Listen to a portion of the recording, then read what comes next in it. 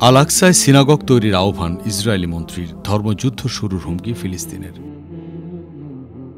ইসরায়েলের জাতীয় নিরাপত্তা মন্ত্রী ইতামার বেন গভির জেরুজালেমে অবস্থিত আল-আকসা মসজিদের জায়গায় ইহুদি উপাসনালয় তৈরির আহ্বান জানিয়েছেন। আর এই প্রতিক্রিয়ায় ফিলিস্তিনি কর্তৃপক্ষ বলেছে, এ ধরনের আহ্বান এই অঞ্চলে আবারও একটি ধর্মযুদ্ধ শুরু করে দিতে পারে, যা পুরো অঞ্চলকে জ্বালিয়ে দেবে।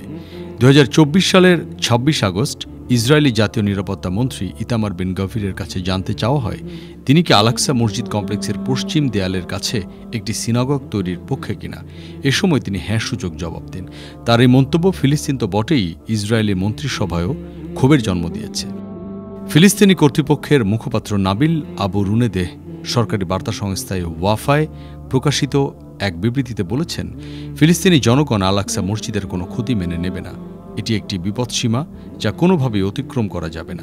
তিনি আরও বলেন, আল-আকসা মসজিদের মর্যাদা পরিবর্তন করার লক্ষ্যে এ ধরনের আহ্বান এই অঞ্চলটিকে একটি ধর্মযুদ্ধের দিকে টেনে আনার চেষ্টা, যা সব জ্বালিয়ে দেবে। আবু রুনেদেহ আন্তর্জাতিক সম্প্রদায়, বিশেষ করে যুক্তরাষ্ট্রকে অবিলম্বে এই বিষয়ে হস্তক্ষেপ করার জন্য অনুরোধ করেছেন, যেন দেশটি ইসরায়েলের চরম ডানপন্থী সরকারকে নিয়ন্ত্রণ করে এবং পবিত্র স্থানটির বিদ্যমান আইনি ও ঐতিহাসিক মর্যাদা মেনে চলতে বাধ্য করে।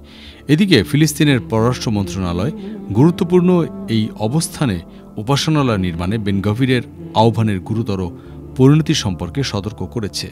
এক বিবৃতিতে ফিলিস্তিনি পররাষ্ট্র মন্ত্রণালয় বলেছে, এই আহ্বান আল-আকসাকে ভেঙে ফেলে কথিত উপাসনালয় নির্মাণের জন্য একটি সুস্পষ্ট ও জনসমক্ষে আহ্বান।